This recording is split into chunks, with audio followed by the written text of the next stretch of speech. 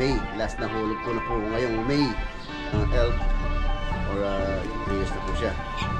Darating din tayo dyan kasi kailangan din po kasi namin yung makikita nyo rin kung ano po yung gustong ipalagay ni Kuya Herman dito na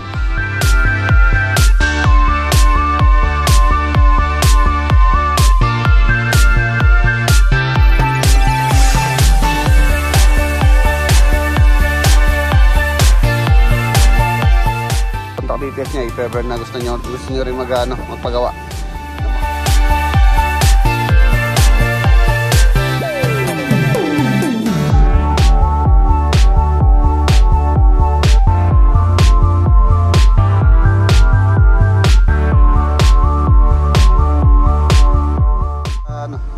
Alas kaya kaibigan din ko dito na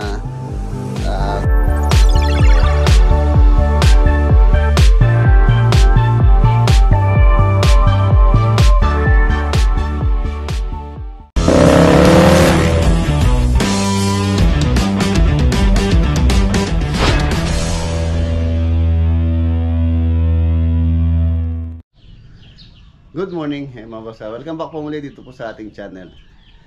Ayan, maraming salamat po pala dun sa mga nag-comment about dun sa ating kapon dun sa Isuzu truck. Ayan, hindi po ako bumili yung pong nakapanood sa video. Kung tinapos niyo po yung video, nag-inquire lang po ako kung magkano kung magiging down payment natin, tapos yung kanyang monthly. Tapos yung mga unit, nagtingin-tingin tayo kung 10 feet na 4-wheeler, kung 14 feet na 6-wheeler, kung magkano yung price. Ayan, nag-canvas lang po ako. Yung po kasing natin, yung sasakyan natin, si Hero. Tapos na po ditong May. Last na hulog ko na po ngayong May. Tapos yung ding ating big bike, si Senki. Last na hulog na rin po this May. Matatapos na silang dalawa. Bale, syempre pagka natapos na sila, makakaluwag na tayo, makakahinga na tayo. Medyo malaki-laki din po kasi yung monthly binabayaran natin ngayon. Tapos kumuha pa tayo ng isa, si Proxy, yung mabayaran natin. So yung monthly natin napakalaki. So natapos na yung dalawa, makakahinga na po tayo. Binabala ko pa lang po 'yon. Hindi ko pa po sure kung kukuha ko. Mag-iipon muna tayo ng pang down payment if ever. Ang down payment kasi nung kinukuha natin, if yung 4-wheeler na elf or yun nga, yung 4-wheeler 10 feet, ang magiging down payment niya is nasa 300,000. So alam naman natin na nagpatambak pa ako dito sa farm last month ng April.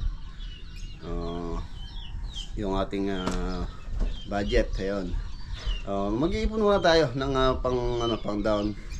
Pero pag-iisipan ko muna pong mabuti. Kasi mahirap po yung maraming utang. Ayan, nakakatuwa lang at least nairaos ko po ng dalawa. Si Hero, ayan, idea lang po si Hero. Ang naging down payment po namin dito halos umabot yata ng kulang-kulang 400,000. Sama na yung kanyang insurance. Last 2021, 2024 tayo ngayon, so 3 years na po siya.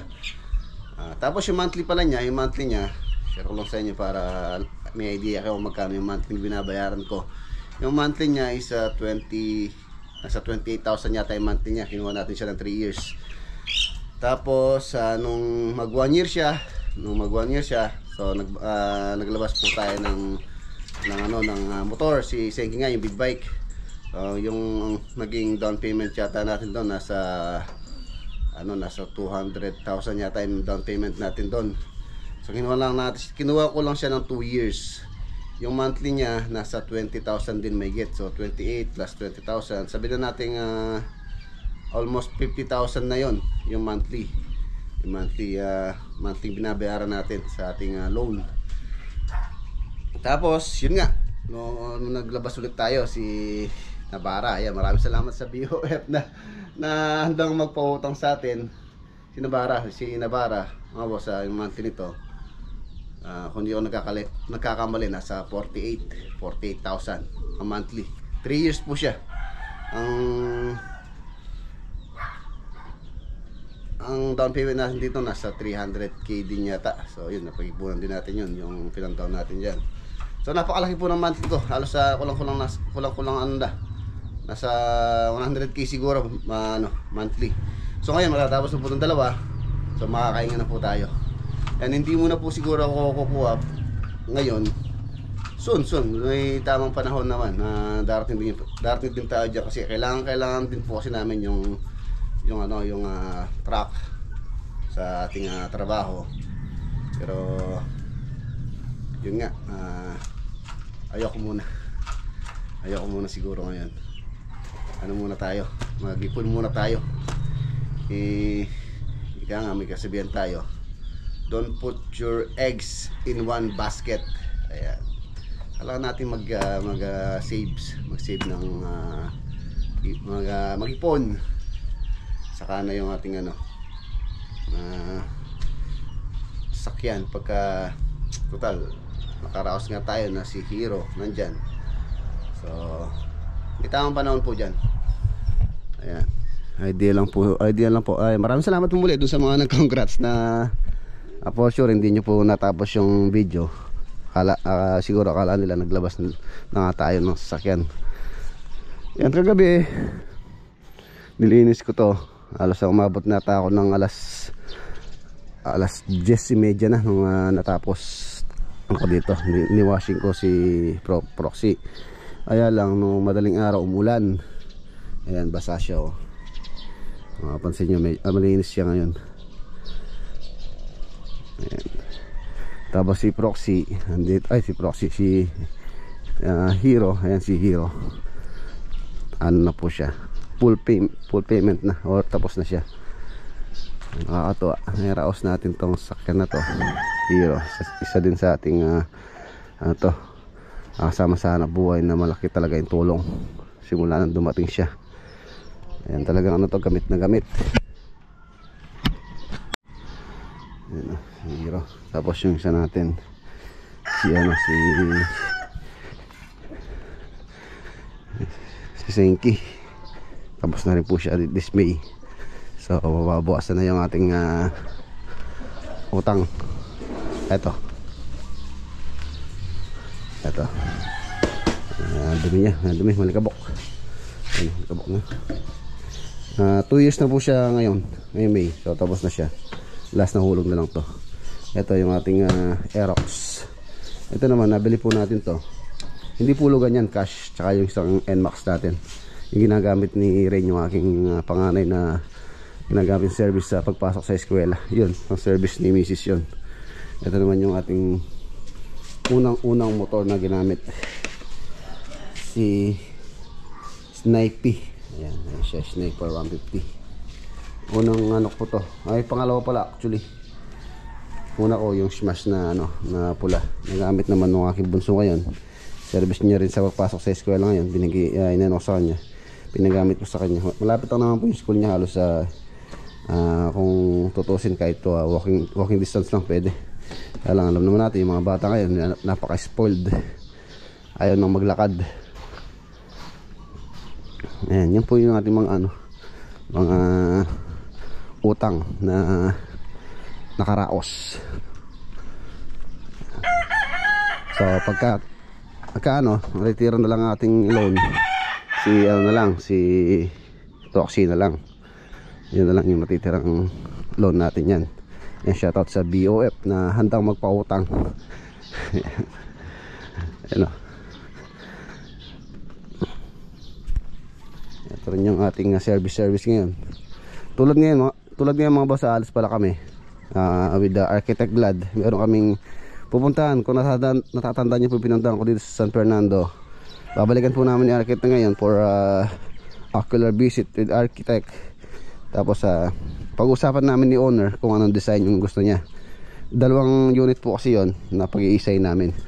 Bago yun, papakainin ko muna itong mga alaga nating ibon bago tayo umalis. Napakasarap po sa feeling nung, syempre yung bago ko na ng mga service. Pero syempre yung responsibilidad doon, yung pagbabayad natin, yun yung yun yung plano doon. Yun yung medyo kailangan mong paglalaanan, pagbabayad ng monthly. So masarap din naman syempre yung walang utang. Pinapainom ko po sila ng ng vitamin to. Hinahalo natin sa kanilang inumin.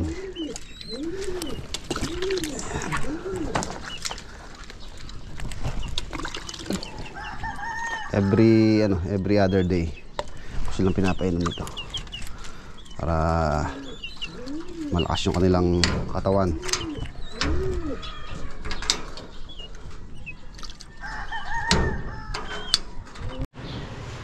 Ayan, update lang tayo dito sa mga gate. Ayan o. Ayan po yung magiging ano niya. Magiging bisagra, pillow block. Ayan. Ayan.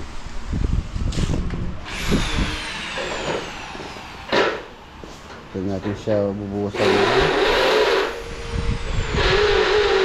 Langis. Ayan, sa patapos na to. Yun na lang isa yung ating kailangan bilhin, yung hardy planks, 2 peraso. Kapon dumaan ako sa kaya lang kulang yung budget ko, di ako nakabili. Yung dala kong pera kapon, naubos ko sa pagbili ko ng materyales sa Magalang. So dumaan tayo ng San Fernando, hindi po ako nakabili.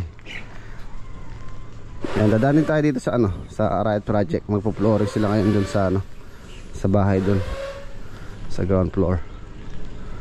And tapos yun nga, kasama natin si architect mamaya. Tapos dadaan ako dito sa paggawa ng pinto, yung pong pintuan sa sa San Simon. Di ko lang alam kung magde-deliver sila Lolo Boy. Tapos sa San Simon, yung pong mga pintuan doon, yan, shoutout kay Kuya Herman. Meron na pong napiling design si Kuya Herman sa mga pintuan. Papalitan po namin lahat yun. Yung po si mga pintuan doon, siya flash door lang, flash door. Ayan, ito po si Mang Jose.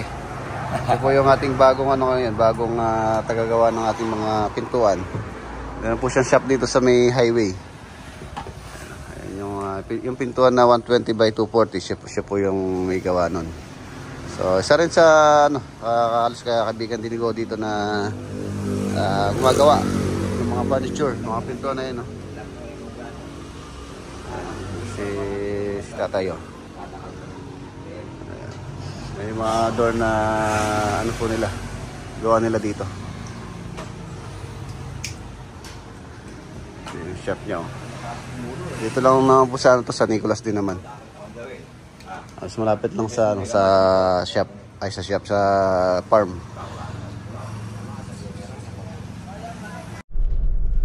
Medyo may kalakasan din po yung ulan kaninang madaling araw dito sa amin. Medyo yung daan, medyo pumutik. Ayan, nandito na po tayo dito sa Riot Project. Ayun baka magano na sila ngayon dito, mag-flooring. Kaya lang yung ating concrete mixer nasa Magalang. So baka magano muna sila dito, manual. Mano-mano.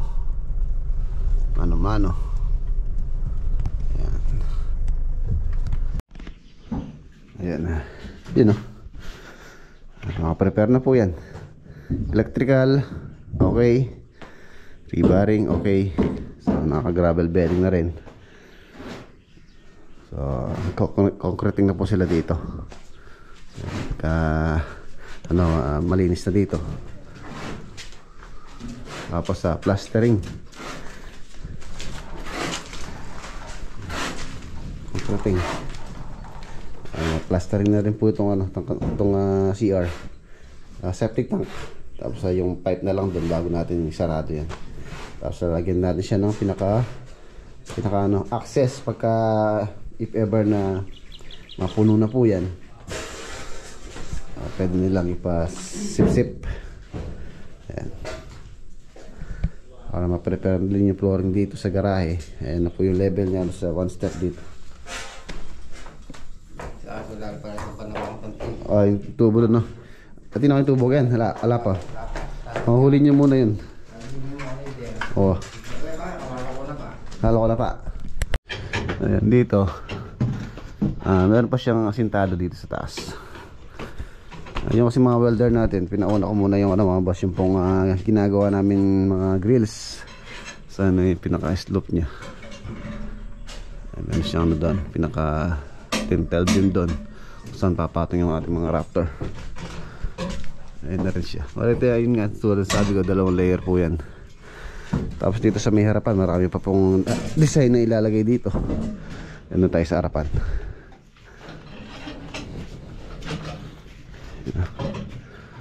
Alright.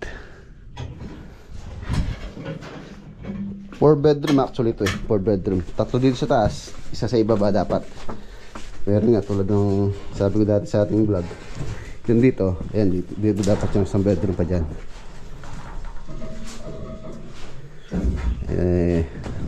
Tinanggal po namin para maluwang dito sa ibaba.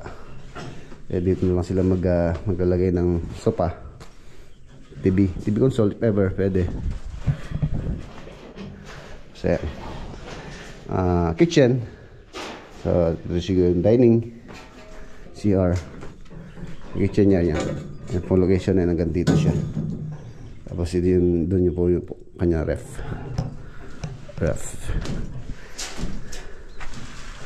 Ayan, mano-mano. Yung mixer nasa magalang.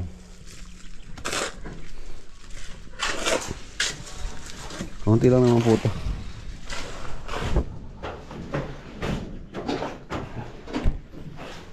Hindi po tayo magtatagal dito. As 15 minutes na lang. So ayan, mga boss, hindi na tayo magtatagal dahil meron tayo appointment or lakad. Ayan, nandito na tayo sa bahay nila Arky. Let's go.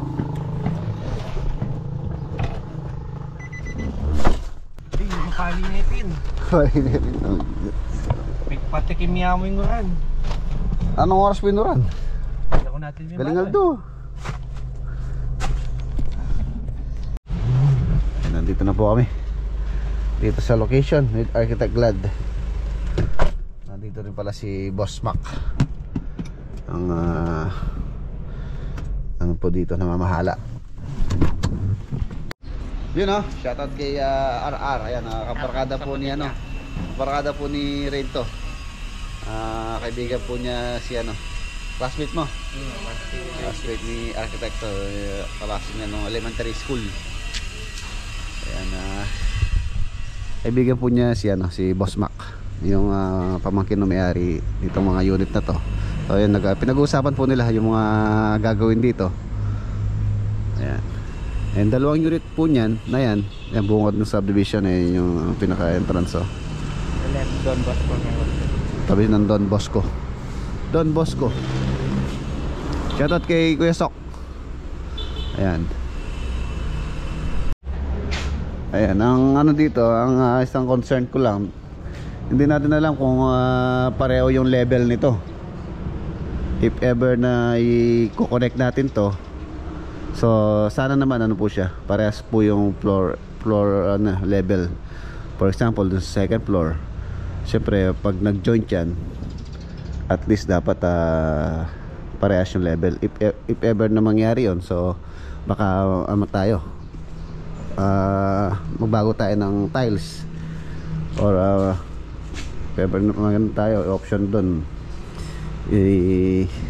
hahabulin natin yung kabila pagka ganun nangyari. Ayan, itong 2 unit na to, ayan, pagsasamahin po yan, so malaki yan, malaking bahay to pagka kataon. No boss, malaki yung bahay mo, no? Ikaw yung dito magiging foreman, no?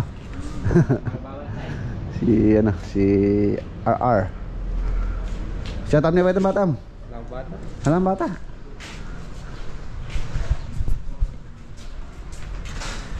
Pinasok ko nung last punta na ito. Ayan na, ayos pa naman po yung bahay.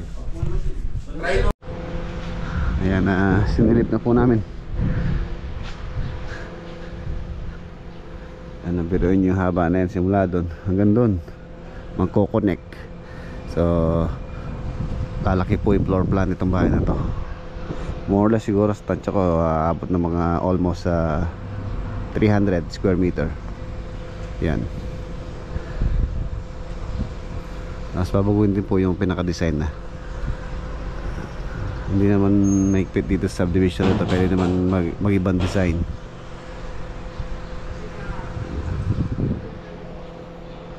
Pag-iisahin.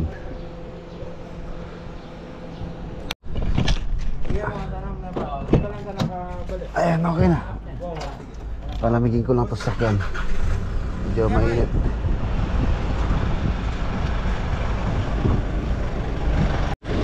Let's go. Okay na.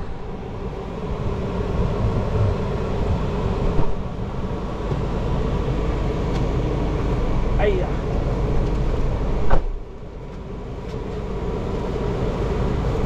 Matasta siya kain eh. Na. Bubungan nung magawa yan. Oo. Pinutukso mo yan. Ayan tayo. Siri, what is the temperature for today? The high today will be 37 degrees Celsius, and the low will be 27 degrees Celsius. Thank you, Siri.